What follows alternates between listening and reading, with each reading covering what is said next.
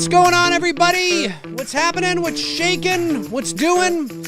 It is Thursday, March the 20th, 2025, 2:09 p.m. Eastern Standard Time. My name's Dave McRae, coming to you live from the Voiceman Studios in Toronto, Canada, and this is episode 321 of McRae Live. Underrated, overrated, overrated, underrated, overrated, underrated, underrated, overrated. One more time! What are your most overrated horror movies? What are your most underrated horror movies? Jump into the comment section, let me know your thoughts. We're going to go over what exactly an overrated, underrated means. I think some people are confused. It happens. It happens. First day of spring, ladies and gentlemen.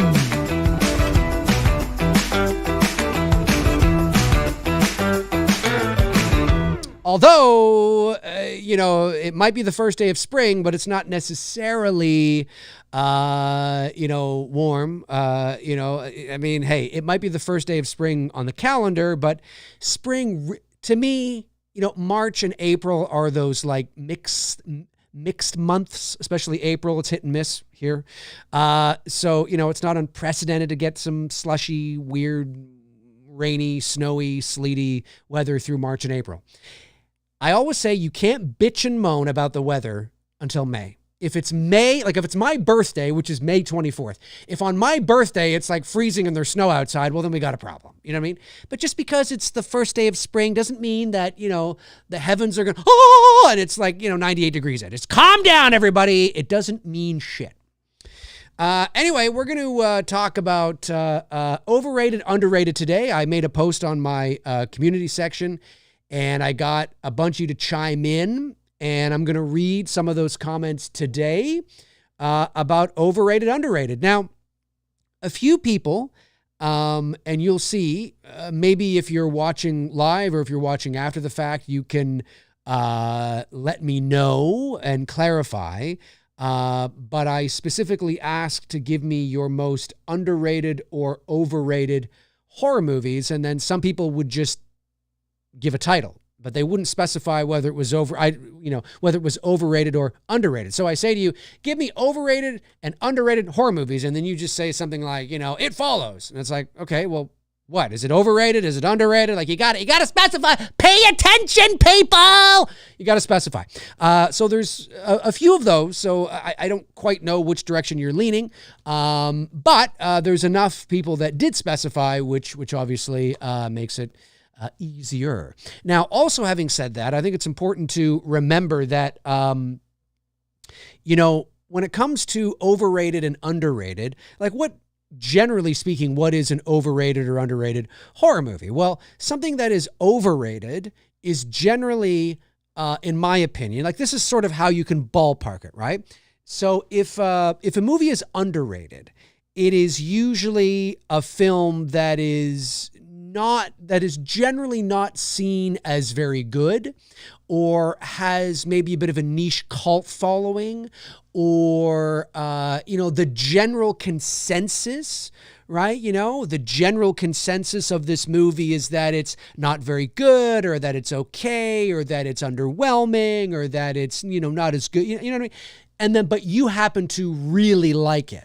So you're like, no, I think this is underrated, and here's why, right? It's not appreciated, right? Just think of it as overappreciated, underappreciated, right?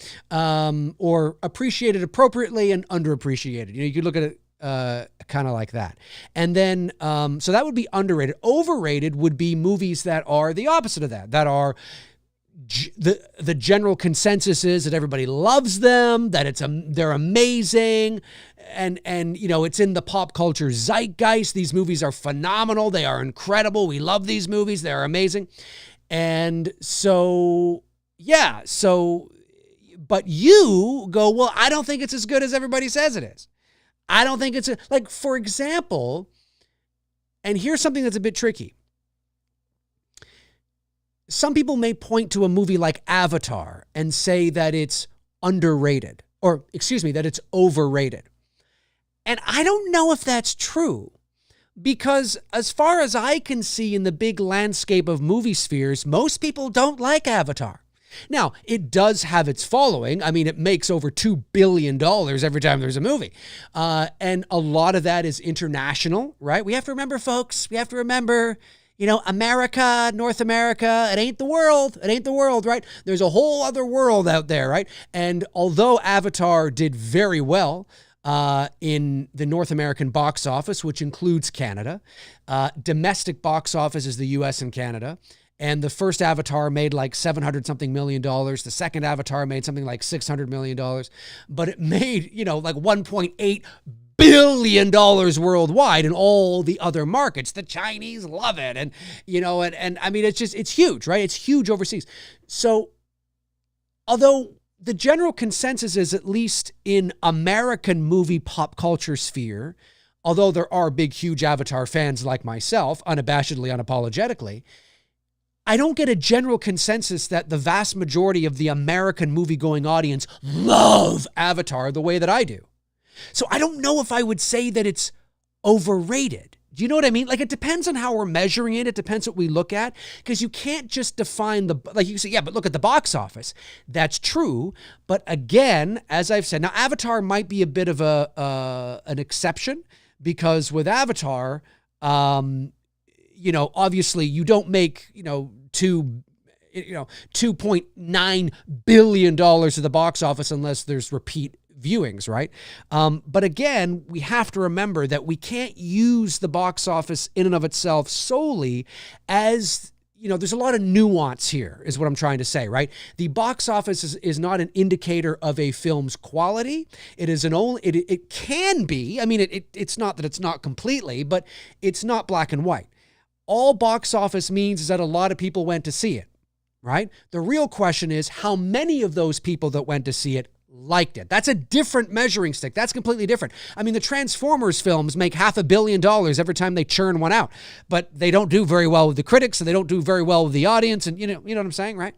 Now, Avatar, on the other hand, has done fairly well with the critics and fairly well with the audience as well. But I don't know if I would call Avatar overrated.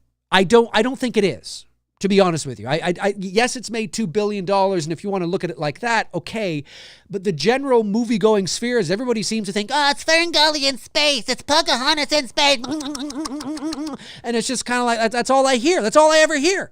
You know what I mean? So I don't know. I mean, is it overrated? I don't know. I think it's probably, maybe if anything, it might even be underrated. I'm just saying. Anyway, so please remember that usually the general, if a movie is underrated, that usually means you feel a movie is underappreciated and doesn't get enough love.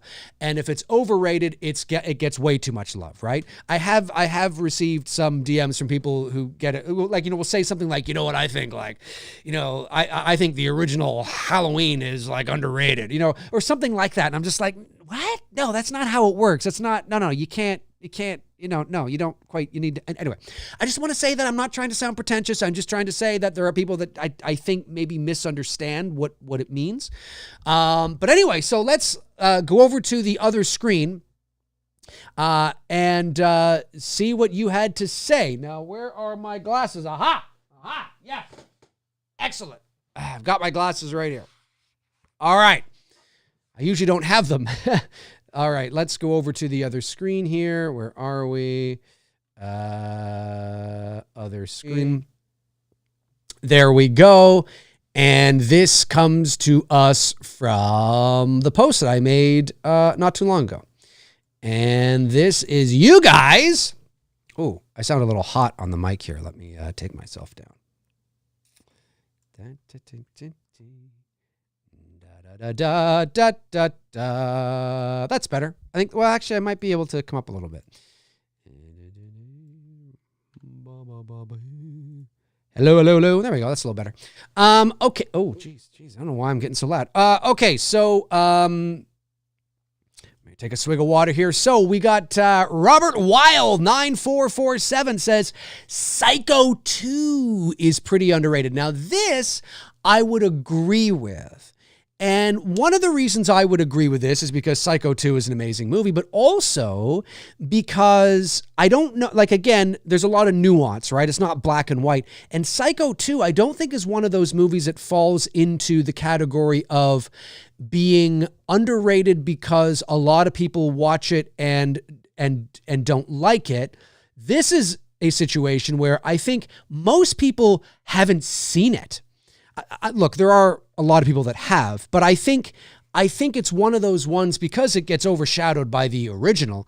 Psycho 2 is one of those movies that I think is underappreciated and underrated, maybe underappreciated and underrated, because people don't really watch it. I don't think. I think people watch the first one, and I think they just kind of don't bother to watch any of the sequels.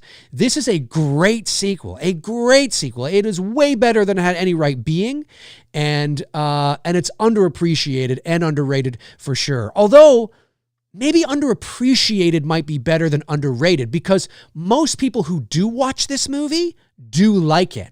Most people who do actually watch Psycho 2 do actually really like it. So maybe, again, if we're playing the nuance card here, right? Maybe it's underappreciated, but not necessarily underrated. You know what I mean? I know I might be sort of splitting hairs here, but it's just something to think about. It's something to think about. But definitely, I agree with that.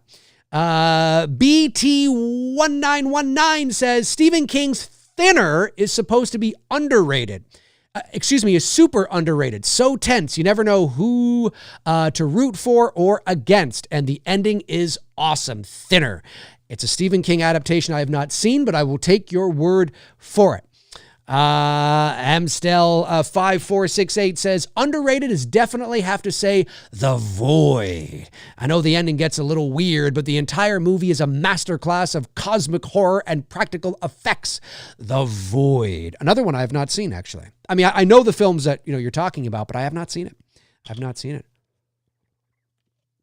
Here we got one that this might be a hot take.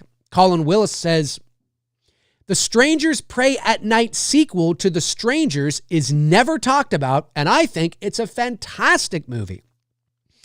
Well, one of the reasons why it probably isn't talked about too much is because I didn't bother seeing it because I just thought it didn't look very good, but I think it sort of looks more like kind of a soft reboot of the 2008 movie.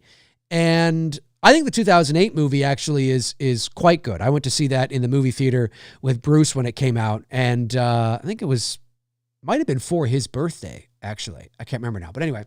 And I thought it was really good. And yeah. But The Strangers Prey at Night didn't do anything for me. I have not seen it, so I cannot judge it myself, but let's see what some of these comments say here. We've got, yes, I wish I had thought of this one earlier as well. Fantastic score, great soundtrack. Oh, wait a minute. Wait.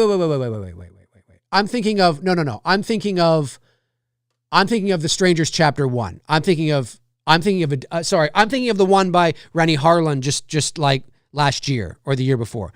My mistake. The Strangers Prey at Night. I have seen that movie, and I thought it was good. I thought it was okay. I didn't like it as much as the first movie, but I misunderstood. I thought you were talking about the most recent Strangers Chapter 1. That's why I said it kind of looked like a soft reboot and all that kind of stuff. I can't remember. I mean, I remembered a little bit. I do have my thoughts on my channel on that movie. It's like, 4 or 5 years ago now. But I haven't seen it since. My mistake.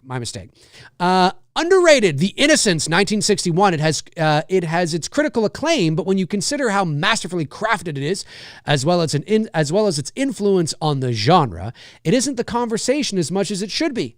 Carpenter is on record as saying he was inspired by director Jack Clayton when it came to certain shot compositions in Halloween 78. Every shot of Myers standing in the distance is taken directly from the lady in black in The Innocents.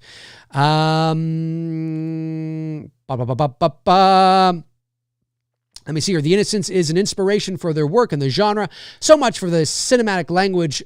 So much of the cinematic language you'll find in contemporary ghost films goes back to choices made by Jack Clayton for his film. For American haunted house flicks, to J horror, The Innocents influence can be dealt. I've heard of The Innocents. I've not seen it, but you've inspired me to check it out. That's one of the things, though, too. I mean, I'm so glad that you brought it up, Jacob. One of the things that is difficult for a lot of people is to convince modern day audiences to go back and watch these old films. And it can be very, very tricky. I mean, especially if, you know, there's so many people that are just adverse to watching anything, you know. I mean, if it wasn't for their love of Halloween, they probably wouldn't watch anything from the 70s. You know what I mean? But there is some terrific films from the 30s and the 40s and the 50s and the 60s. And I mean, just terrific films. And so I'm glad you brought it up. I know the film you're talking about, but I have not seen it. And everybody's inspired by everybody. You know, we're all inspired by, you know, and there's nothing wrong with that. There's nothing wrong with that. I mean, we're all influenced and inspired by so many people. Nick B. Guy says, underrated is definitely Final Exam, which I know is kind of cheesy, but I enjoy it. Now, is it underrated, though? I know the movie you're talking about, but I haven't seen it. Is it underrated? Is it a movie that most people say is garbage, but has a cult following, perhaps? I don't know. Also, When a Stranger Calls remake in 2006. Now, this I agree with. I agree with this.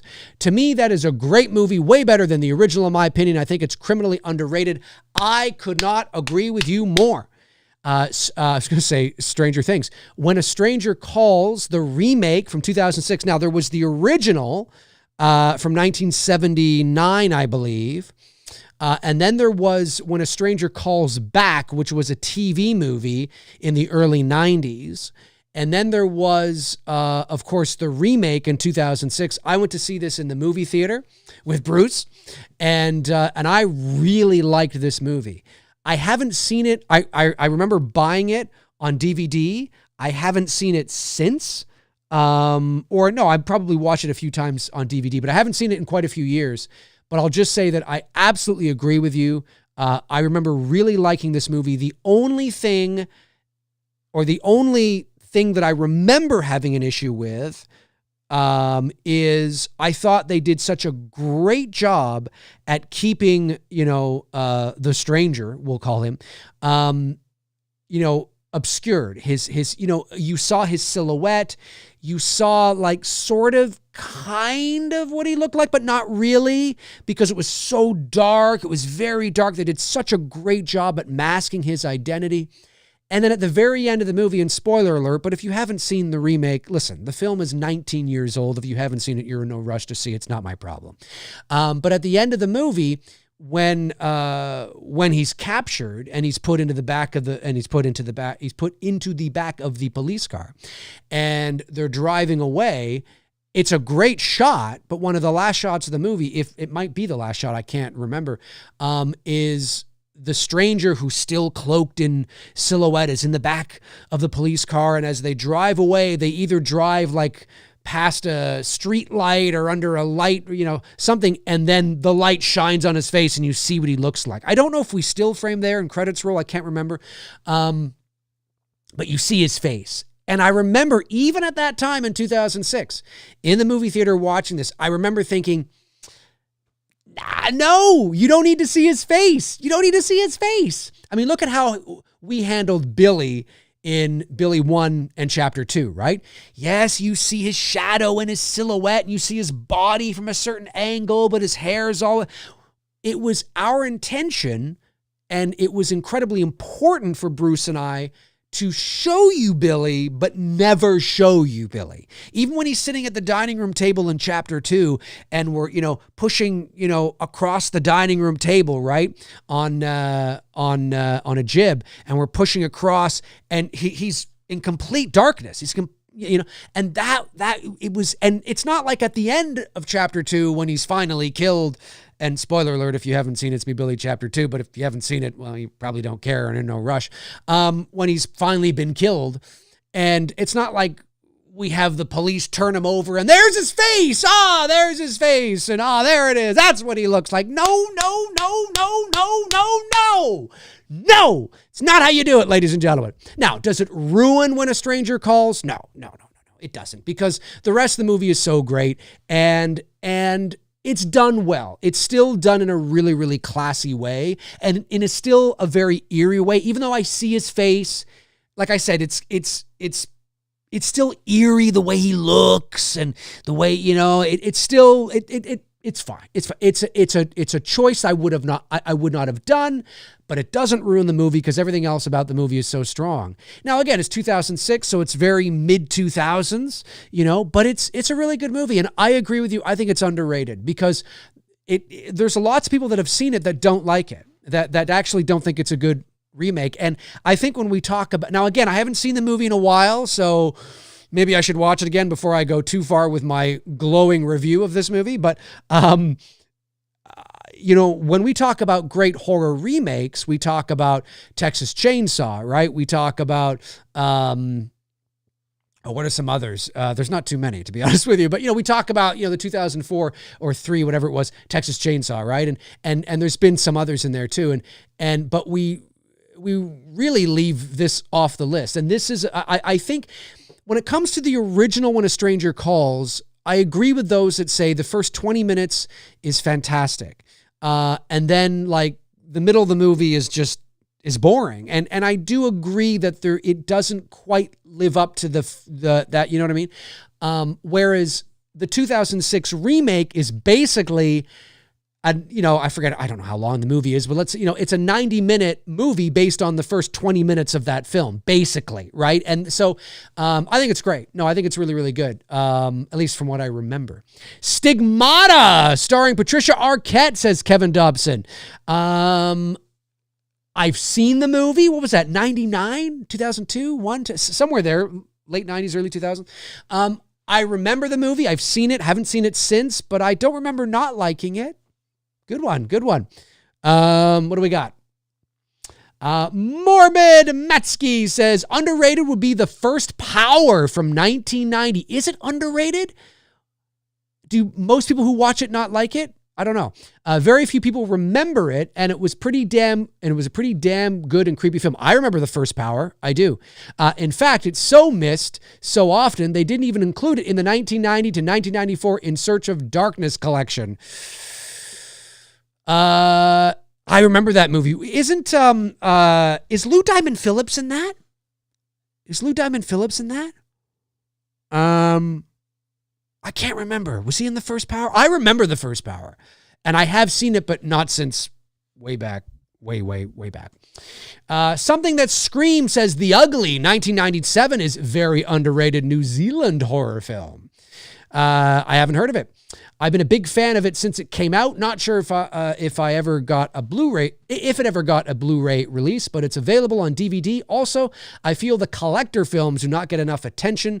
Such an underrated character, deserved horror icon status, in my opinion. Horror icon status? Icon. Now let's not toss that term out there so loosely here, Mr. Something That Screams.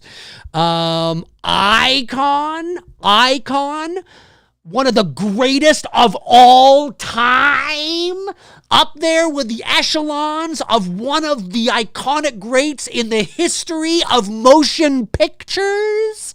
That icon. I mean, let's pump the brakes here, ladies and gentlemen. Let's pump the brakes. When we loosely toss around words like icon, and maybe you do feel this way, I'm just reminding people, let's, because if we start tossing icon around, then it's really got no meaning, right? We don't want this to be a Gal Gadot getting her star on the Hollywood Walk of Fame situation. I'm just saying, no offense to Gal Gadot, whatever her name is. No offense. She's a very beautiful woman.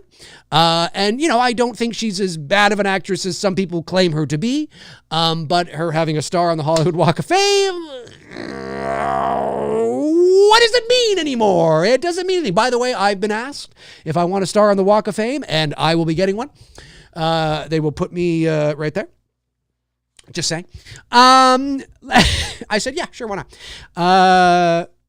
Let me see here. Dawn Harrison says, underrated, When a Stranger Calls. Ooh, When a Stranger. Now, are you talking about the original When a Stranger Calls over Silence of the Lambs? There's quite a few people on here, actually, that have mentioned that they feel that Silence of the Lambs is overrated. I could not disagree more, but hey, maybe, I don't know. I'm going to assume you're going to say you mean when the original. Underrated, When a Stranger Calls from 1979. Overrated, Silence of the Lambs, excuse me. All right, let me see here. Kevin Dobson again says, Hellraiser Inferno. Lots of mood and atmosphere in this one. Now, I guess you mean that as underrated, considering you're giving it praise below it. And then Cabin Fever. Again, I don't know if you mean underrated or overrated. The Cabinet of Dr. Caligari. Caligari.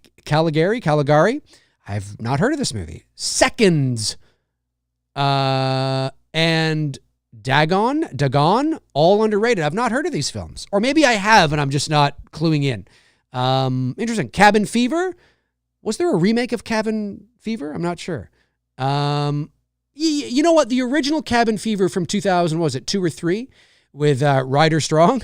What a name. Directed by Eli Roth.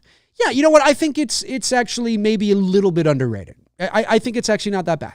I think it's actually pretty good. It's one of the better earlier 2000 horror movies, probably. Daniel says, The Prophecy with Christopher Walken. Hello, come on. My shoes are untied. The Prophecy with Christopher Walken is an underrated movie. Never seen it, but know the movie you're talking about. Dog Soldiers, Howl. Along with An American Werewolf in London. These are the best werewolf movies in my opinion. Okay, so Scott, you're telling me that these are the best werewolf movies in your opinion, but are you saying they're underrated? Because I don't think An American Werewolf in London is underrated. I mean, An American Werewolf, and considering you're telling me that they're the best, I don't think that's you telling me that they're overrated. So I think you're probably saying that these are maybe underrated. I don't think An American Werewolf in London is underrated at all. I think it is appropriately rated. It is extremely popular. One of the great, cult horror films of all time. Maybe underappreciated, maybe by mainstream, maybe, I don't know, but it's pretty mainstream though. I mean, it's one of the more mainstream cult films, if you know what I mean. Dog Soldiers. Yeah, that's the same guy that did The Descent, if I'm not mistaken. That was good. Yeah, Dog Soldiers was good. Howl. I mean, Howling, maybe? Howl? I haven't heard of Howl. But good choices. Johnny Diamond says, my choices for overrated films are Top Gun. Ooh, I like when it gets spicy. Top Gun Maverick. Spider-Man No Way Home. Now, the question was horror movies, but that's all right. Top Gun Maverick, Spider-Man No Way Home, Die Hard, and The Birds. My choices for underrated movies are Silent Night, Deadly Night, Who's Harry Crumb, Assault on Precinct 13, Alien Romulus, and Mystic Pizza. Mystic Pizza. Wasn't that Julia Roberts' first movie? These are my picks for movies that I consider overrated and underrated. Cheers. Well, cheers to you, Johnny. Thank you very much. I love it. Yeah. So folks, hey, if you're watching live or after the fact, if you're watching after the fact, jump into the comments section and let me know. Ryan Oslov says Hide and Seek is underrated. That's with Robert De Niro and Dakota Fanning and Elizabeth Shue, right? I think. I agree, actually. I think that movie actually is underrated. Not by like a huge stretch, not by a huge margin, but I actually think it's better than it gets credit for. I agree. Yeah, okay, interesting. Night of the Living Dead 1990 is underrated. Tom Savini, Tony Todd, and Bill Moseley. Night of the Dead 1990. I've seen it, but not in a while. Bloodhook is underrated. Bloodhook. Never heard of Bloodhook. I like the name, though. Underrated, Eyes Without a Face. Is it, though? Psycho 2, I agree. Exorcist 3, I agree. Innocent Incident in a Ghost Land. Oh, baby. I'm hallelujah. Singing the praise for Incident in a Ghost Land. Can I get an incident in a ghost land? Hallelujah. Hallelujah. You know, I might watch it later today. Hallelujah. Incident in a Ghost Land. Hallelujah. Actually, wasn't the girl the hang on a sec here. Wasn't she in Fall? Wasn't that the same girl that was in Fall? Or am I thinking of somebody else? Fuck, what a great movie. Amelia Jones. Yeah, Amelia Jones. No, she wasn't in Fall. No. Where did I see her? What did I just recently see her in? Hang on. What did I just recently see her in? I saw her in... Oh, you know what? I think it was, I watched it was one of those things I did where I was like, when I went to Netflix and I just read the blurb and I didn't know anything about it, never heard of the movie. It was a film she did called Cat Person. It's a psychological thriller. That's where I recently saw her. That's it. And she's going to be appearing in The Running Man. Anyway, no, different actress. So, yeah, hallelujah, Incident in a Ghost Land. I love it. And Red Eye. I agree. Red Eye. Wes Craven's Red Eye with Cillian Murphy and Rachel McAdams. I like Red Eye. Now, again, these are movies I haven't seen. Well, that movie in particular, I haven't seen in a little bit. So, again, like some of these movies I'd have to watch again. And am I going to like them as much as I remember liking them when they, came out? I don't know. But I agree. Like at face value, I agree with that top list. Not a huge fan of calling things overrated, but I think the Conjuring universe is slightly overrated, as is the Blair Witch Project. Again, not a fan of calling things overrated because it's a personal taste thing at the end of the day. Well, so is underrated, right? I mean, if something is overrated to you or underrated to you, generally speaking, is a personal taste anyway. So it's okay to call something overrated if you think it is. And again, overrated just simply means that there's a general consensus that this movie is liked by a lot of people. And there's many different ways, right? It's not black and white, but some of the ways is that, yes, maybe it made a lot of money and it got a lot of buzz. It's embedded itself into the pop culture zeitgeist. It's, there's all these, there's this consensus that it's popular and it's really good and it's out there and it's hip and it's a thing and people are talking about it. But you, for whatever reason, just can't connect with it. You just can't connect with the characters. You can't connect with the story. You just can't connect with it emotionally. And you just sit back and you go, I just think this is overrated. You know what I mean? And that's okay. There's lots of movies that I feel that way about too. And then there's movies where it's the opposite of that, where it's more of a cult kind of thing, right? Where it hasn't really connected with some people, or it's way better than you think it gets credit for, and all that kind of stuff. So, yeah, I think it's all right. I've heard people mention the Blair Witch Project before. Brandon Collins, 1225. One of our great mods, Brandon Collins, says, there's a great French horror film called Them. It was made before The Strangers, and I've always felt that film ripped it off. It's 76 minutes of tension, mood, and atmosphere. Definitely underrated. As far as overrated, I'd say that anything in the Insidious or Conjuring universes outside the first films is incredibly meh. I would agree. I think the first Conjuring, I've said this before and I'll say it again. I think the first Conjuring, 2013, and the first Insidious, it was 2011 when it got released to the masses, but it's a 2010 film. I think those first installments, both directed by James Wan, are some of the best major wide release, mainstream, studio horror films of the last 25 years, period, end of discussion. I'm not saying they are the best. I'm saying they are among two of the best mainstream horror movies. Because a lot of great horror movies come from the independent scene, right? They're not studio released, created films. And sometimes, they come from independent filmmakers who then play the festival circuit, and then the studios see potential and pick them up for major distribution and all that kind of stuff. But The Conjuring and Insidious weren't those films. Although Insidious might have been more so. I think Insidious was more so because it played a bit of the festival circuit, and then. But anyway, I think they're two of the best mainstream populist horror movies of the last 25 years. 100%. The sequels I think are okay. Because you have James Wan in the director's chair again. And so I think Insidious Chapter 2 and The Conjuring 2 are okay. I think they're good. I think they're not horrible.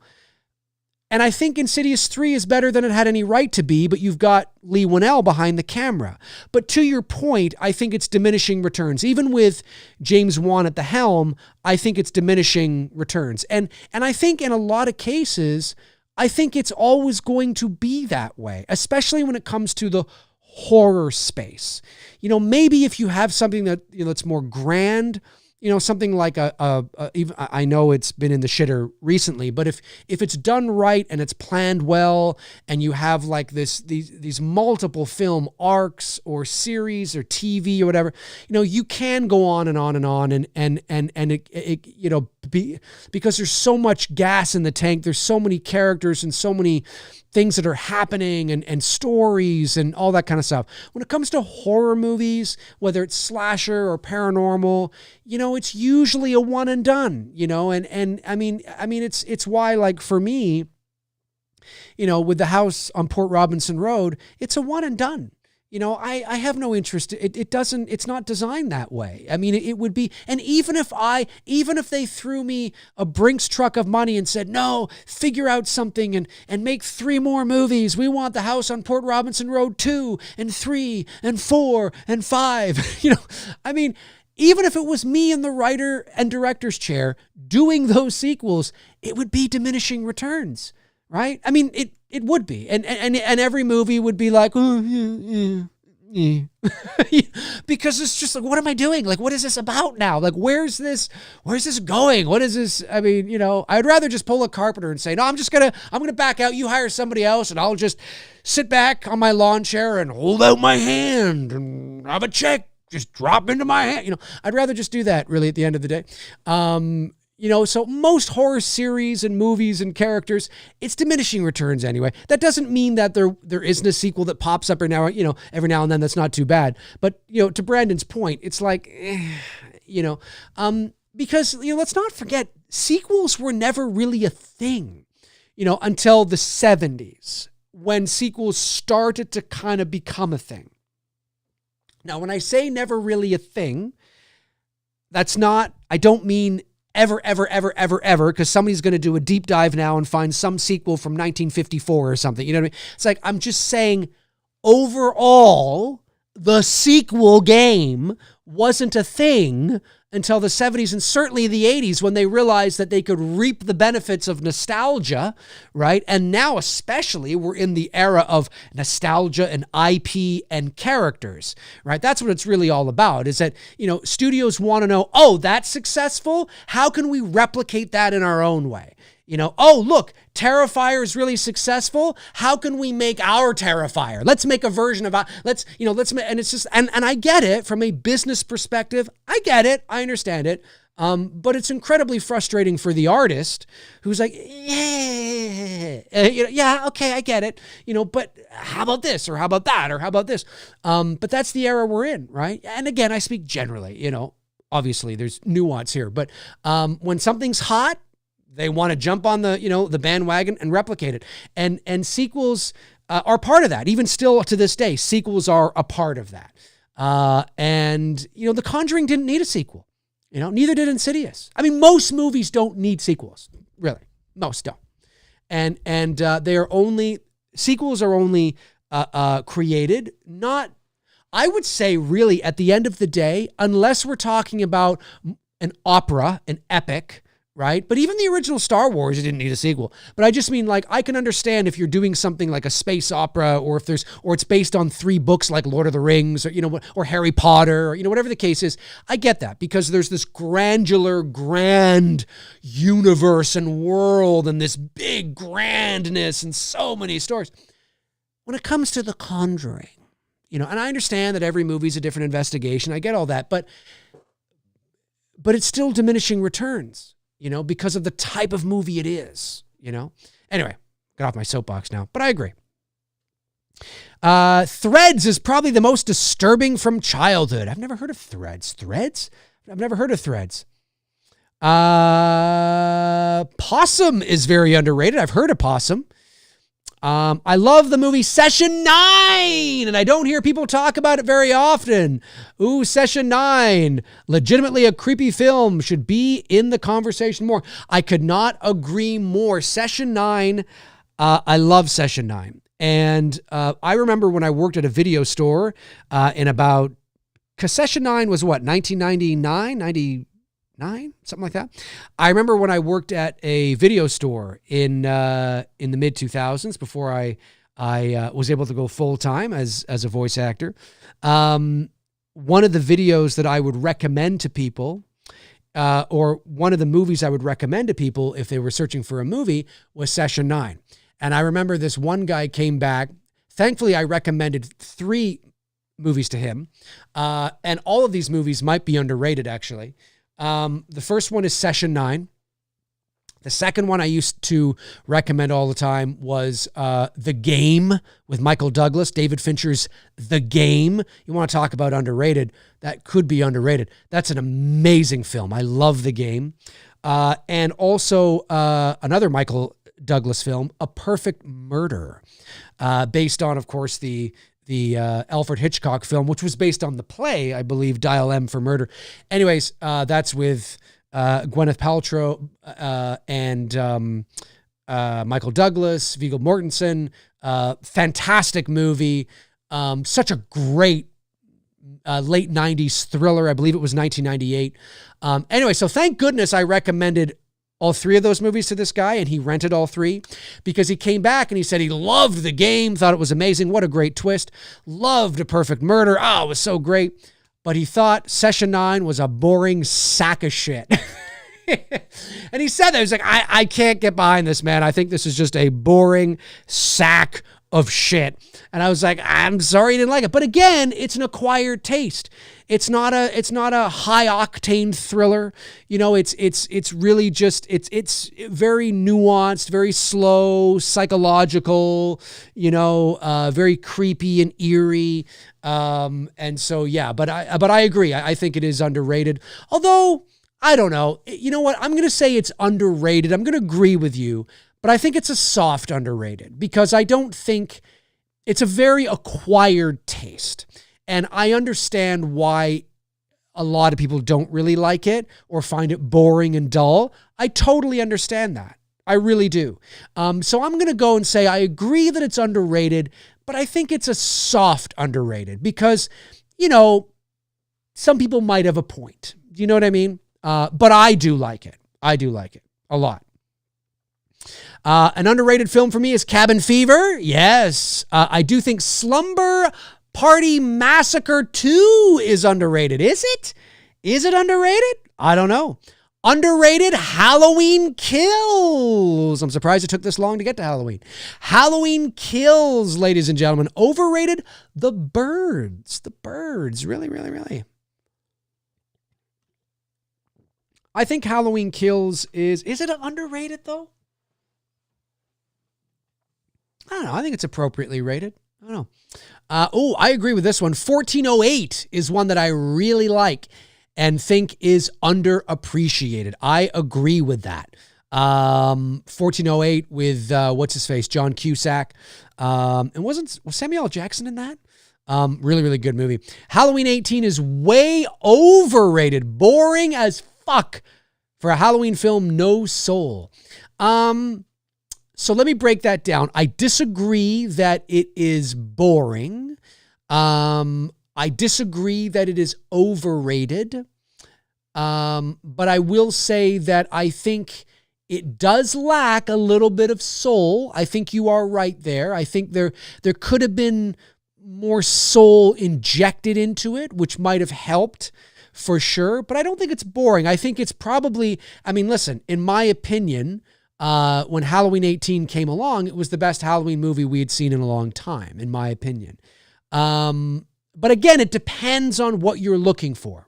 Right? I mean, if you're somebody that really appreciates the Rob Zombie films, Halloween 18 is boring as fuck. If you're somebody that really likes Halloween H2O or Halloween, 6 or, whatever the case is, then yeah, it's probably, quite boring and quite tame. But if you're more somebody like me who appreciates the more nuanced approach, more of the slow burn. Now, I had issues with it. I had issues with it. I had issues with Halloween 18. But I wouldn't say it was overrated. I would say that it was, I think it was appropriately rated. But it does lack some soul. Yeah, I agree, which is probably part and part why I had issues with it. Underrated, Intruder and Just Before Dawn. 1989 and 1981, respectively. 2 slashers, one a fun, entertaining bloodfest, and the other a deliverance-inspired slasher relying on mood and atmosphere. I love how all you guys are now using mood and atmosphere rather than a kill count. Check them. I've heard of the movies, have not seen them. Barbarian. Now, I don't know. Is Barbarian overrated or underrated? I don't know what Christopher is suggesting. I will say that Barbarian is it overrated, underrated? I liked Barbarian. I did. The only thing I will say about Barbarian is I love the risk that the director took in the second half and how it turns into this movie that you just did not expect at all. I really do like that.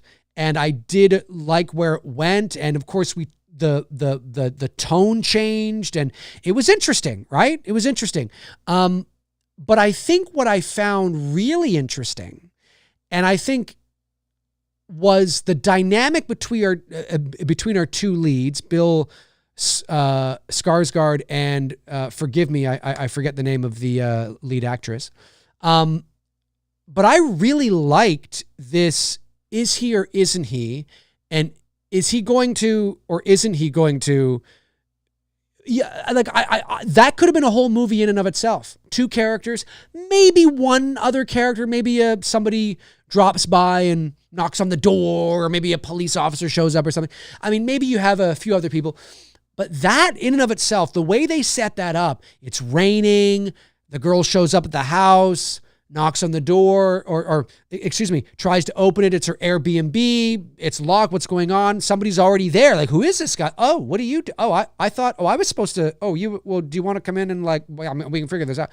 I was like just that premise alone, I thought was really interesting and really intriguing. And I would have loved to have seen that just kind of play out.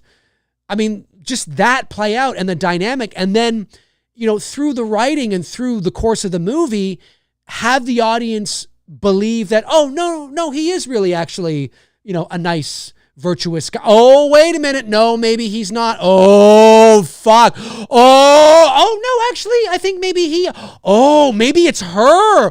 Oh, shit, maybe he's the one in danger. Oh, no, actually, maybe, okay, maybe she's not. Like, that's a roller coaster ride that you could have gone on with just the 2 of them and not even gone to this basement dwelling whole other thing. Like, I mean, you could have that would have been cool. That would have been cool. If a script like that had come across my desk with somebody wanting me to direct that kind of movie where it's just like 2 or 3 characters and, again, maybe somebody else shows up, a police officer, a food delivery guy or something, a neighbor, who knows. But it centers around just these 2. Low budget, I mean, yeah, dude. And it's all about the dynamic between them. Right? It's all about them. So I liked Barbarian and I did like where it went because, again, that whole twist kind of thing was very almost like Parasite, right? Where, you think Parasite is one movie and then it kind of becomes another movie. And that's kind of like Barbarian. Now, I think Barbarian takes that extra few steps forward But I really appreciate when a movie can do that, subvert expectations, and it becomes something that you don't anticipate, in a lot of ways. And so I do, appreciate that. But I don't know. I liked it. I don't think I would call it overrated. Great topic choice. Underrated, Lake Mungo. Supremely scary film, an ultra-realistic feeling. Feels like an actual documentary of a real event that happened. The story continues to unfold in the movie in such a way that I don't think many people can anticipate the direction it ends up going. Concludes in such a chilling way that it was really quite thought-provoking. Overrated? A Quiet Place. I'm not here to shit on it or say that's trash, because it's not. Just overrated.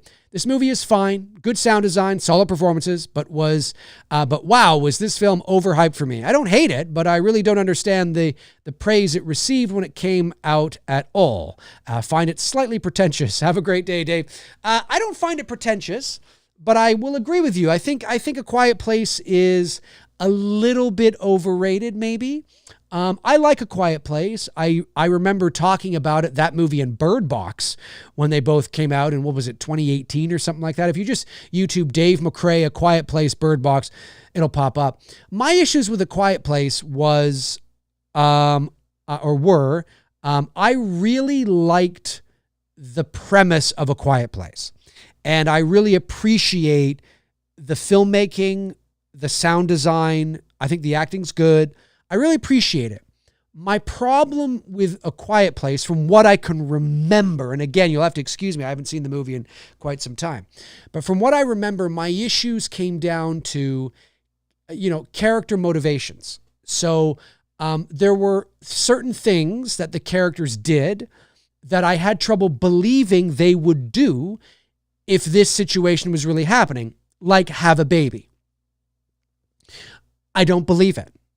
Not when the stakes of your survival, rely on being silent, right? All fall upon whether or not you can shut the fuck up. And having a baby, that's totally, what do we... Now it's like, why are we bringing this? What's happening here, right? What's happening? And so, I'm kind of like, I don't believe that you would do that. I don't believe it. I also don't believe either. And again, maybe some of this is nitpicky, but I think about this. If you're walking with your family along the road, and this is sort of in the opening of the movie, and again, why is the little child behind? Like I would have my kids in front of me, next to me, or at least right in front of me where I can keep my eye on them. My eye is always on them. My eyes are never taken off of them. They never go off. They're not behind. I'm walking along and the kid is behind me. It's just not something I would do. I don't believe it. Now, those writing choices make for great situations to put your characters in that then allow for maybe suspense or shit to happen. Like, yeah, you bring a baby into the world. Oh my God, how are we going to keep the baby? What are we going to do? Oh my God, what are we going to, oh my God, what are we going to do? All this kind of stuff is, something that's like, yeah, like it adds tensions. I don't believe it. And there was a number of other things throughout that movie that I just didn't believe that the characters would do. Didn't ruin the movie for me. I just was like, I don't know if I would do that. Why would you do that? Like, why would you, you know what I mean? It's like, why are you, Anyway, that's me. Modern Peasant says, most underrated, The Ninth Gate, 1999. Was that Johnny Depp? I can't remember. Most overrated, A Nightmare on Elm Street, 84. Ooh. Oh, shots fired, ladies and gentlemen. Shots have been fired.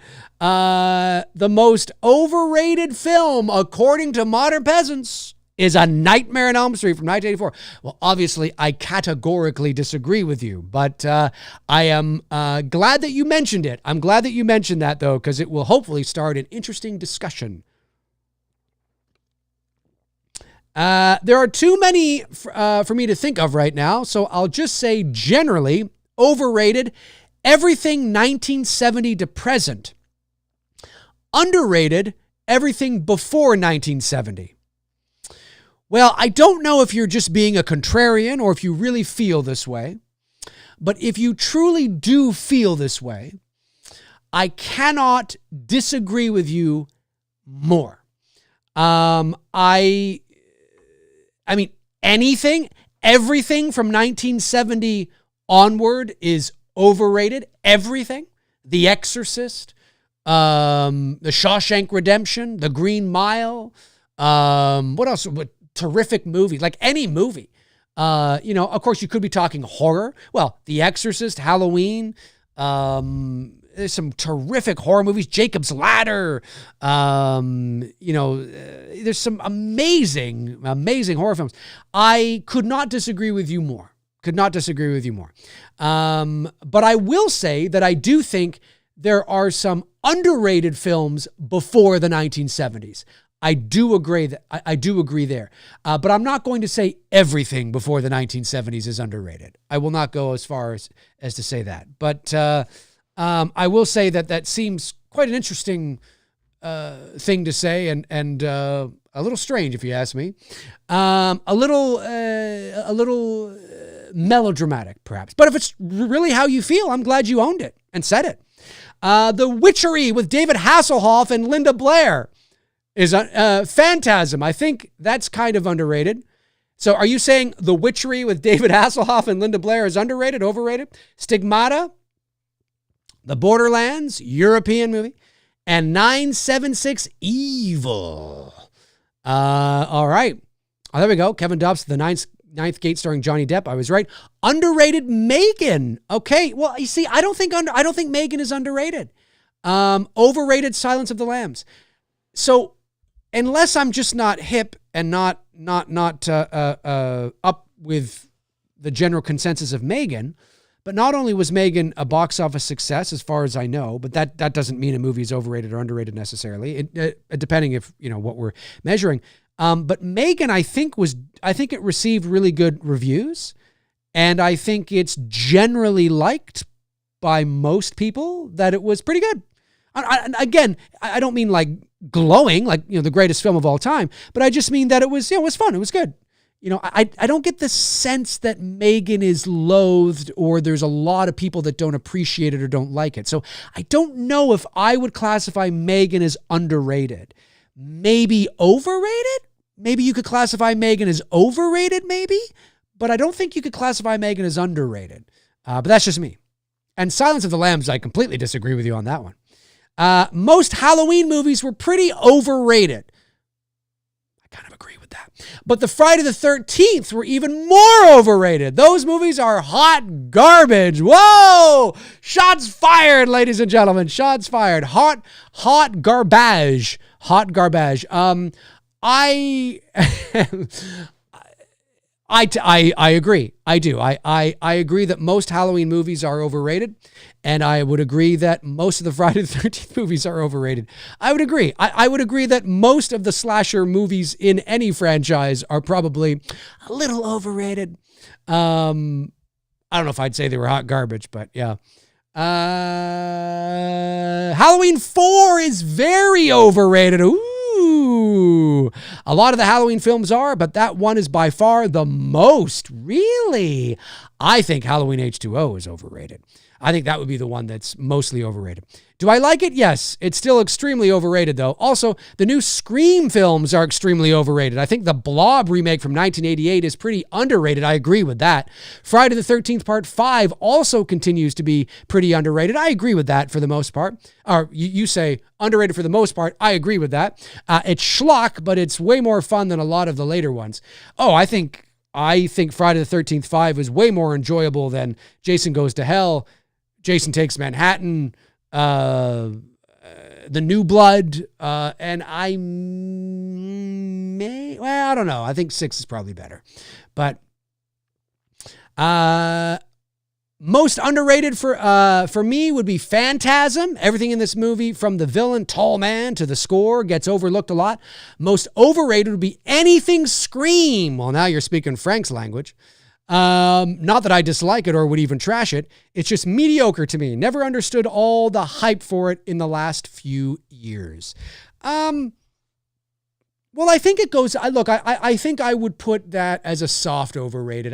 I think what it comes down to is the Scream franchise has a very specific and particular formula, and that they haven't really deviated from that and taken any real risks. And so I think that's probably what you're feeling when you watch it, is you're probably feeling what I saw when I watched 5 and 6, which they're not bad movies. They're just like, just another Scream movie.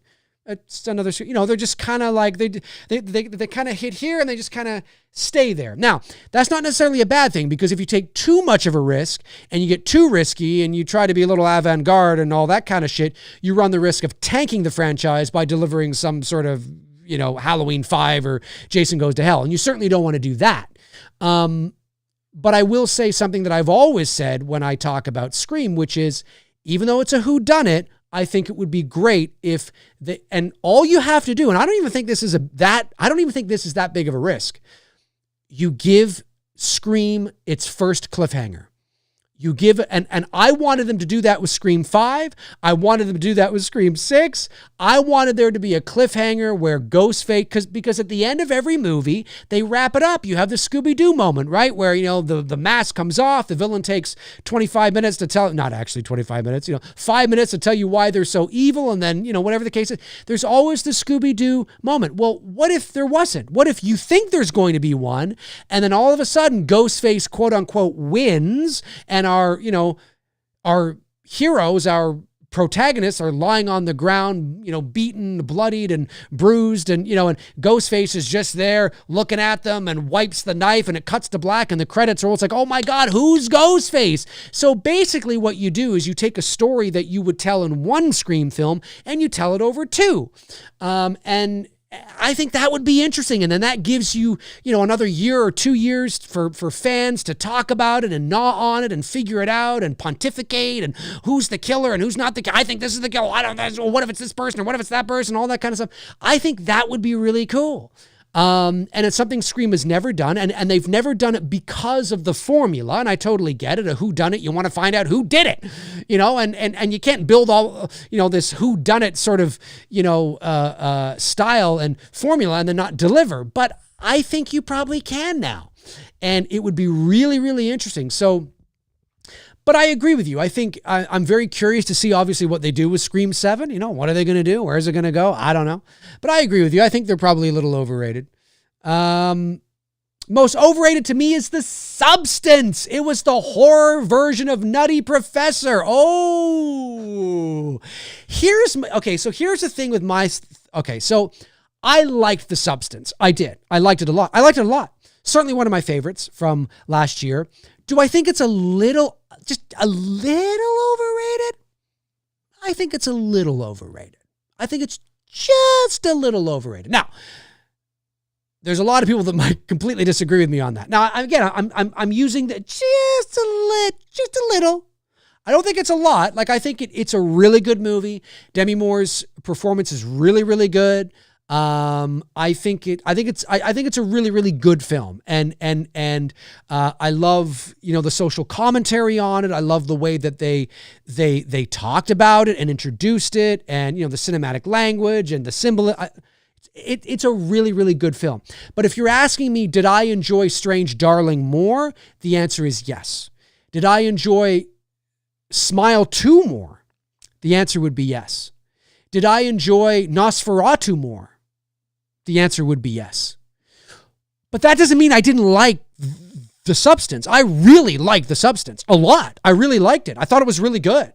But do I think that maybe, just maybe, it might be a tad overrated? Maybe. I think there could be an argument there. But I don't think you could go beyond that. Like, I don't think... Look, I mean, this is my opinion, of course, but if anybody was to say, I think The Substance was a pile of shit, I'd be like, okay. If you think The Substance is a pile of shit, you've never seen a pile of shit movie. You know what I mean? So, I think there's an argument to be made that maybe it's slightly overrated. Maybe. But I still really enjoyed it. I still really enjoyed The Substance a lot. I just found myself liking Strange Darling and Smile 2 and Nosferatu more. But it also could be because those are more my kind of horror movies. Do you know what I mean? Whereas The Substance is a little, I wouldn't go quite as far as to say it's Nutty Professor, but I know what you mean when you say that. There is a little bit of tongue firmly planted in cheek, and there's a little bit, it's a certain style, you got to be ready for it, but I still really enjoyed it. I liked it a lot. Tusk from 2014 is also very underrated. A horrific movie where you don't know whether to laugh or cry. I know Tusk very well. The Black Phone and Pearl were overrated. I still haven't seen Pearl, but I will agree with you on The Black Phone. I think The Black Phone was a little overrated. I still think it's a very, very good movie. They're shooting The Black Phone 2 right now. They may be done now. They were shooting here in Toronto, and I actually knew where some of the sets were, and they were shooting up here, and so I like The Black Phone, but I do think it's a little overrated. I actually think The Black Phone, there could be an argument to be made that The Black Phone is a little more overrated than The Substance. Even maybe. Although I got to watch The Black Phone again. I liked The Black Phone. I did. I think I was expecting to love it from the praise it was getting and some of the things that were being said about it. And when I watched, I was like, oh yeah, this is good. This is a good horror movie. I don't think it needs a sequel though. Like, I'm not chomping at the bit for a sequel to The Black Phone. But I'll be very curious to see where they take it. Overrated, The Thing. Ooh, overrated, The Thing. The Thing is overrated. Underrated, Frailty. I haven't seen Frailty in so long. The Thing is overrated. Is The Thing overrated? I'm going to say no. Although I understand maybe why some people say that, but I'm going to say no. I'm going to say the Thing, I think, is appropriately rated. Maybe it's underappreciated because it didn't embed itself into the zeitgeist in the ways that they wanted it to back in 1982. But I'd say The Thing is I wouldn't go as far as to say The Thing is overrated. I think The Thing is a very, very good horror movie. CM, hot take here, but I think Hereditary is overrated. I'm not a fan of that movie. I really liked Hereditary a lot. So I would disagree with you on that. I don't think it's overrated. But hey, I like that you said it. Halloween and Halloween. You got to be specific. I don't know which ones, and I don't know if you're talking about overrated or underrated. Underrated, Laid to Rest 1 and 2. Overrated, Terrifier 1, 2, and 3. Now, I've only seen Terrifier 1, and I've only seen 1 and 2. I haven't seen Terrifier 3 yet. Laid to Rest 1. I haven't seen either of the Laid to Rest. Terrifier 1 and 2, 3. Are they overrated? Well, I mean, look, I would say that they probably are overrated. But that would be because, but why are they so successful? Right? I've said this many times. I'll say it again. Why are they so successful? Right? Well, they're so successful because of the gimmick and the shtick behind it. I'm not saying there aren't other things to like about it, like David Howard Thornton is Art the Clown. I'm not saying Art the Clown doesn't look great and he's not, and they haven't done a great job at marketing him and trying to push him into, iconic, territory. I'm not saying that. There's other things to like, but I don't know if Terrifier had been a regular slasher. And when I say regular slasher, I mean, not the splatter unrated, blood, guts, and gore. Let's literally show this. And I'm going to say something. I know this is frowned upon to say it like this or to classify it like this, but I'll say it like this because it obviously helps to illustrate my point. Torture porn. Because, if this movie had come out 40 years ago, that's what it would have been called. And now we're trying to be nice about it and things like that. Okay. But at the end of the day, it doesn't mean there's not a story. There is a story, and it doesn't mean, there aren't other things to like. But at the end of the day, ask yourself, why are you going? Right? I mean, there's a shtick, there's a gimmick. You go to watch the movies because of the shtick. And that shtick is, let's see how blood and gore and torture porn this, next installment will be. Will I be able to take it? Or, all that's the shtick. That's why it makes a lot of money. Is it making a lot of money because of its story, of its universe, of its world building, of its writing, of its, I don't know. So is it overrated? Probably. Yeah, probably. It probably is, but it depends on what we're measuring, right? Depends on what we're measuring. I just think people need to be honest about why they go and why it's so successful. It made nearly $100 million at the box office because, people, it's not common to go to a movie theater to see this level of violence. It's not common to go to a movie theater to see this level of gratuitous violence and gore. I mean, Saw and Hostel were sort of the benchmarks of that in terms of mainstream, right? They were sort of the benchmarks when it came to mainstream and all that kind of jazz. And so, to see something like this unrated in a movie theater, in a mainstream movie theater, not an underground movie theater, at your fucking AMC, or at your, Cineplex or your Regal. I mean, it's just mainstream. Anybody can just go in and watch it like it's a normal thing to do. And we're watching this gratuitous violence, people literally being ripped apart and guts literally being spilled out and intestines and arms being, and you're not cutting away from this. You don't see the beginning of it and then we cut away to something else. No, you literally see it all happening. And that's new. Like that's in terms of like modern day mainstream theaters and new. And so that's why you're going. Ultimately, that's why you're going. And ultimately, that's why it made nearly $100 million is because of the shtick, the gimmick that surrounds it. Right? Dude, we gotta go see Terrifier. We gotta go see bruh. I mean, that's why you're going, right? And so had Terrifier been rated and it had been just a regular horror movie, right? A regular slasher movie with the same things as a Halloween or a Friday the 13th, or would it be successful today? Would it be what it is today? Probably not. Although I don't know. I think there absolutely is an argument to be made that the Terrifier series is overrated, but you have to classify in what way and what you're talking about. Hereditary, overrated, Barbarian, underrated. I don't know. Is Barbarian underrated? I don't know.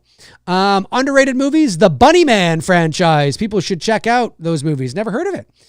Wolf Creek. Wolf Creek what? Underrated, overrated? I think Wolf Creek is fantastic.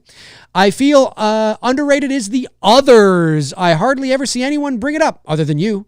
And when I ask people if they've seen it, they usually is a big no. Overrated, in my opinion, Barbarian. I did not jive with that one at all.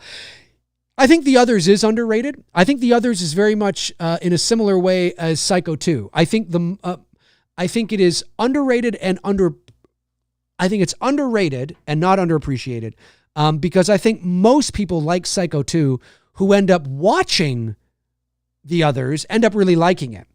The thing that did The Others in, or the thing about The Others that always frustrated me, and I understand it, is it came out 2 years after The Sixth Sense.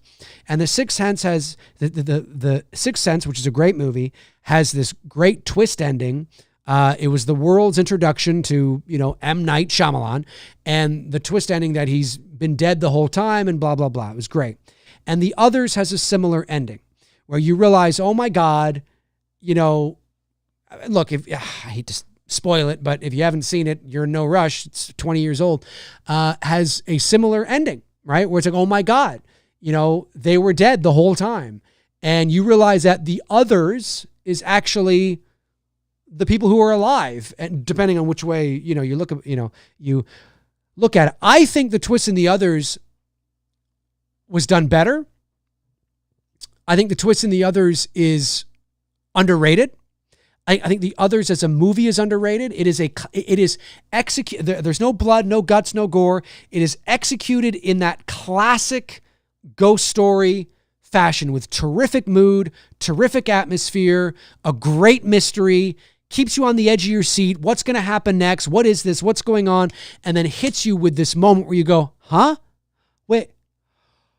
Oh, fuck! You know what I mean? Now, that doesn't mean that you didn't pick it up or didn't realize it halfway through. Fine. I picked up that Bruce Willis was dead halfway through the movie in The Sixth Sense. I mean, obviously, there's always examples of people cluing in and getting it.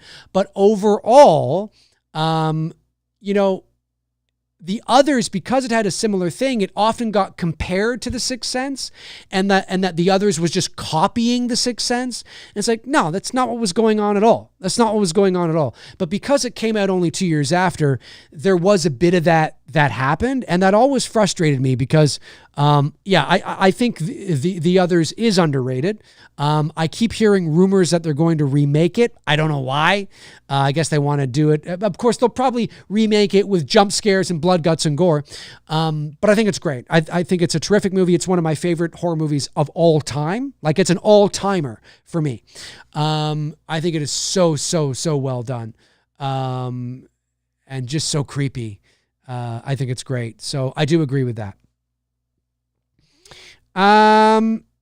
Underrated is Jason Goes to Hell. Overrated is Halloween 18. I can't say I agree with you there. I just can't say I agree with that. David Gordon Green Halloween trilogy overrated. Is it overrated though? They should have had the sibling storyline in the trilogy. So here's the thing.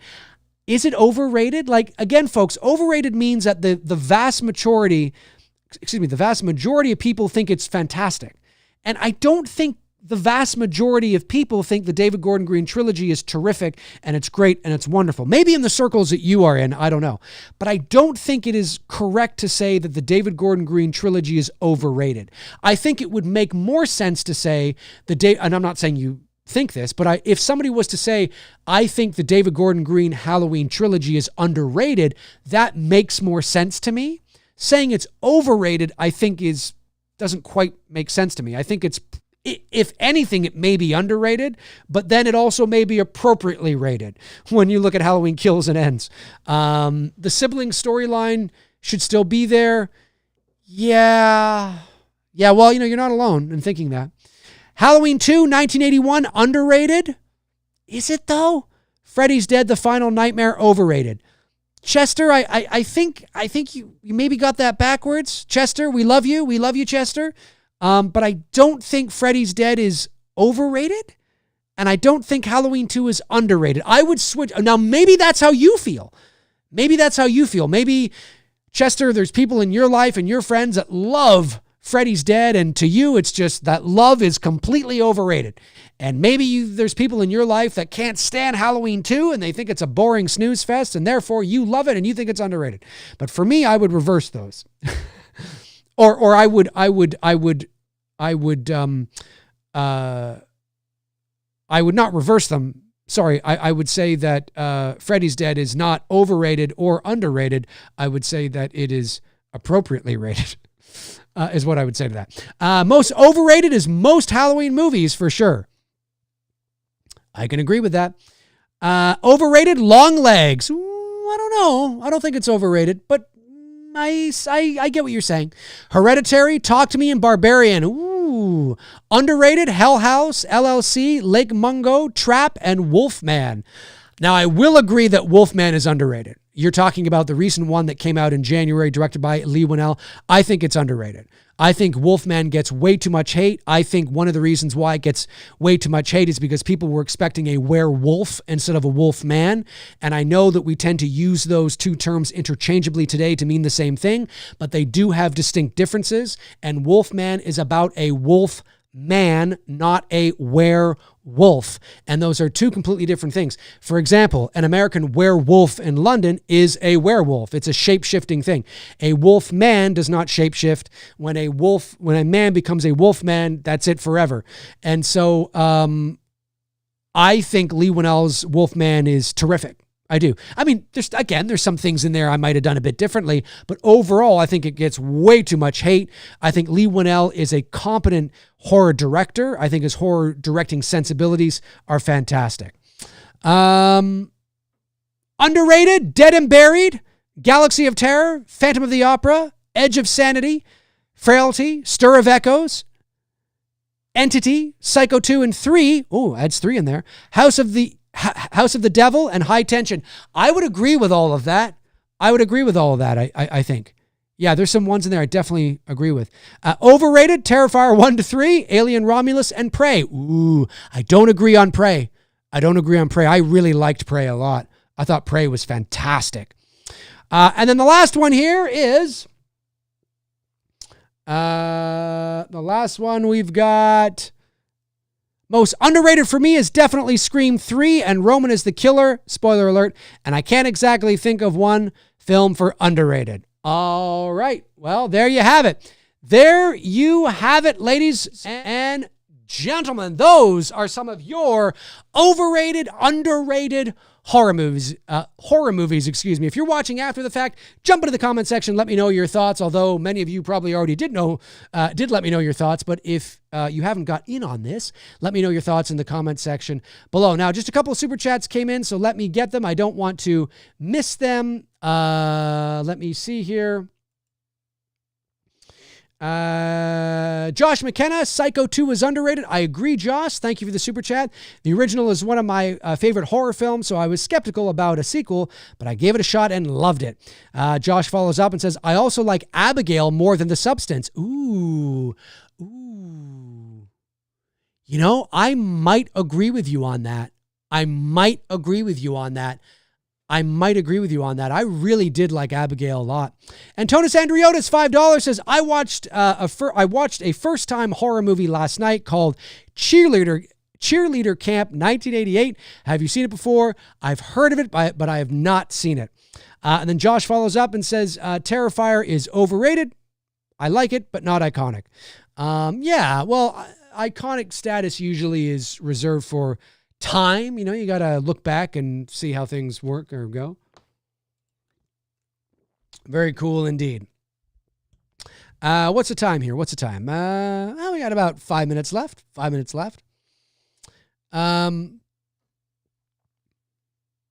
Let me see. Frank, what's going on? Frank, frankly speaking, Riker. Good to see you here.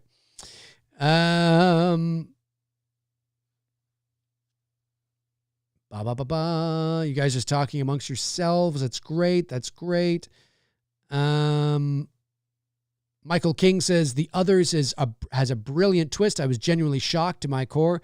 Yeah, I was too. I went to the theater to see it in 2001 with my mom, and we both loved it. I mean, it's just such a great ending. And I like The Sixth Sense, and the ending to The Sixth Sense was great too, but I don't think The Others and the twist in The Others gets enough credit and the recognition it deserves because people always compared it to The Sixth Sense. Because even though The Others came out in 2001 and not the same year as The Sixth Sense, the cultural impact of that movie and the emotional impact of that ending and that big twist people were still feeling it, like, you know, a couple years later. People were still talking about it a couple years later. So when The Others came along, people were like, oh, it's like The Sixth Sense. Oh, they just copied The Sixth Sense. Like, no, come on. No.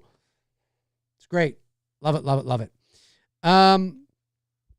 Bobby Hall says, Dave, do you generally prefer director's cuts of movies or theatrical cuts? I found I've almost preferred the theatrical cut, which seems to be the opposite to other people. I don't know. I usually just watch a theatrical cut. I mean, there's some movies I've watched the director's cut on. but the only movies I generally watch are whatever's out in theaters. Yeah, I mean, yeah, I'll just say that. I'll just say that. I'm trying to think of a director's cut I've watched that I liked more. Think about it a bit more. Brandon Collins says, Dave, what is a better twist, Seven or the others? Ooh, I would say look, I don't know if I've never really thought of the twist in Seven as a twist, if that makes sense. Yeah, I don't know if I would classify it as, I mean, it is kind of.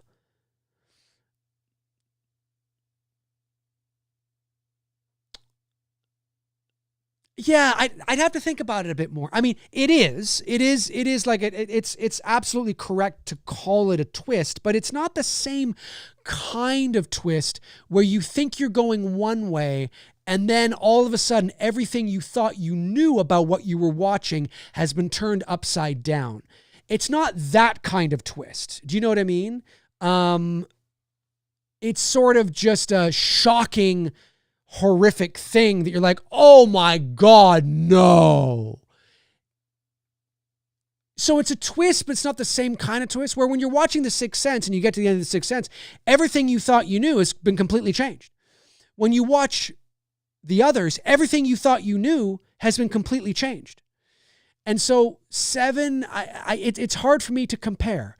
It's hard for me to compare the twists. I think both are very effective, but I've never quite seen the ending of Seven as like a twist ending, because nothing really changes about what I thought about the rest of the movie and about these people and these characters in this world. Other than the fact that, oh my God, that guy fucking went over to his wife's house and fucking killed his wife and chopped off her head and put it in a box. Wow. That's dark. Dark ending, maybe. Like very dark. Like just when you thought it couldn't get darker, I could see that. Like it's an ending where it's like, I mean, the movie's very dark. The things they're talking about and the 7 deadly sins and the effects and everything they do, it's a dark movie. And it only gets darker. But just when you thought it couldn't get any darker, oh my God, holy shit. Like that, yeah, I mean, that's, but were we expecting it not to get, I don't know. I totally get what you're saying 100%. It's absolutely a twist and could be perceived as a twist, and it's correct to call it a twist, but it's not the same kind of twist. And I think that's why it's hard for me to compare. Josh McKenna, $9.99. Thank you, Josh. Says, I agree with you on what you said in the beginning of the show about Gal Gadot getting a star. I like her, but not Hollywood Walk of Fame level. Yeah, I thought about doing a show on that. Not on her, but just the show or the stars in general. But I've kind of done that before. Look, I mean, I'm somebody that like I'm a little old school. I'm somebody that believes that merit is important. But I also understand what the Hollywood Walk of Fame is.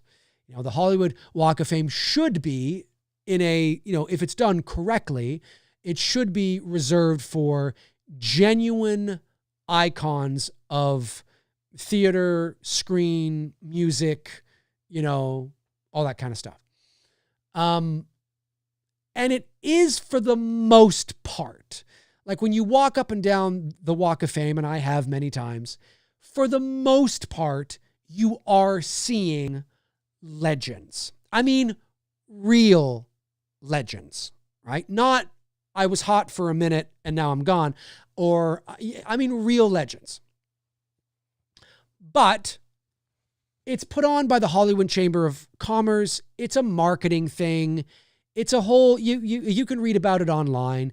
It's not something that's gifted to you. The star has to pay $75,000. There's a $75,000 fee. I think that pays for the installation of the star and the ceremony, if I'm not mistaken. Or it might just be the star and then there's more, the ceremony or something. Anyways, the star, if anything happens to your star, you are responsible for the upkeep of it. So if I had a star on the Walk of Fame and somebody came along and, I don't know, peed on it and shit on it and, you know, or broke it, you know, it chipped or whatever, I would be responsible for getting that fixed. You know, it's not as virtuous as it seems. But if you don't know that, if you're not connected to the industry in any way, or you're not up on the industry in any way, then you wouldn't know that. Like the average soccer mom or, you know, T-ball dad doesn't know that and literally just sees, oh, wow, you know, this is what it's all about. But it's the same reason why I don't believe that Ralph Macchio should have a star on the Walk of Fame. I have nothing against Ralph Macchio. I like Ralph Macchio, but he's not a Hollywood legend. He's not a Hollywood legend. Yes, he's a Karate Kai kid, you know, Cobra Kai. Sure, okay, yeah. But he's not one of the greatest of all time. You know what I mean? And to me, a Walk of Fame should be reserved for the greatest of all time.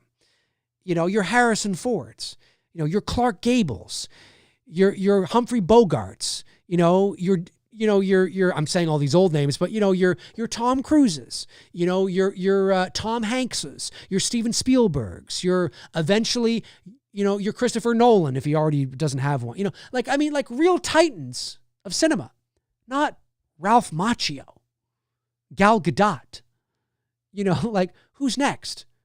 You know, who would be next? I'm trying to think of somebody like, yeah, like who's next? The kid that kid that was in that Netflix show Adolescence, terrific performance, amazing, really great show, by the way. I really liked it. But who? Him? It was great. He had a great time. Let's give him one. Like, what the hell are we doing? You know, what are we? Let's say wait. So I don't know why we're giving Gal Gadot a star on the Walk of Fame. Did you know that Al Pacino does not have a star on the Walk of Fame? He's been asked. Oh, they've wanted to give him one. He's turned it down. Likely because he realizes, what the hell is this? This is not... Al Pacino does not have a star on the Walk of Fame. Now, if there's anybody that you could argue should have a star on the Walk of Fame, it's Al fucking Pacino. Great ass. You know what I mean? I mean, come on. He is a legend, right? Of course. Look at that. Al Pacino. Gal Gadot? Ralph Macchio? What the hell are we doing here? You know what I'm saying? And this isn't personal. It's not an attack on Ralph Macchio. But I'm one of those people that I'm a bit of a romantic, and I would like to believe, even though I know it's not true, I would like to believe that the handprint and footprints and the stars and all that are reserved for people that are real legends. So you could walk on and go, wow, look at that. Wow. You know, wow, look at that, you know, and not, you know, Bob Smingerbogger. Who's Bob Smingerbogger? Well, he was that guy in that 1985 movie. And then he came back and he did like that little, he's that guy. Oh, him. Yeah. You know, it's like, no. But that's how I feel. So when I saw that Gal Gadot was getting a star on the Walk of Fame, I thought, I mean, you know, and she's still young. I mean, you know, wait a bit. Maybe 20 years from now, she'll be deserving of one. I don't know. But now, no. Yeah, not a big fan. Not a big fan. Of doing that. Brandon says, oh, no, that was something else. The director's cut of Blade Runner. Oh, yes, I have seen the director's cut of Blade Runner. I'd have to think about that a bit more. All right, folks. Well, listen, that is going to do it for me here on this episode of McRae Live. I want to thank you all for tuning in. I really, really appreciate it. Thank you to to the few super chats that came in, my members, of course, for doing what you guys do. I really appreciate it. And listen, if you're watching after the fact and I didn't read out your answers there on the show, jump into the comment section and let me know your thoughts on what horror movies, or movies in general if you want, but what horror movies are underrated, underrated, underappreciated, overappreciated, whatever the case is. Jump into the comment section and let me know your thoughts below. That is going to do it for me here on this episode of McRae Live. I will be back soon with another episode, of course, in the very near future. Have a great rest of your Thursday afternoon, and I will talk to you all very, very soon. All right, folks. In the meantime and in between time, I will talk to you soon. Cheers.